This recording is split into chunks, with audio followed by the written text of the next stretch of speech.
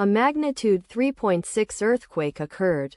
Guerrero, Mexico. 137 kilometers E of Acapulco de Juarez, Mexico, or 7 kilometers S of Juchitán, Mexico. On Friday, the 20th of June 2025, at 10 hours 20 minutes and 20 seconds local time, the quake had a depth of 5 kilometers and was not felt, or at least not reported so. Data source from EMSC.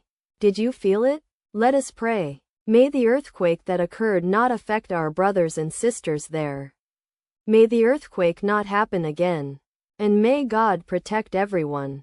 Amen.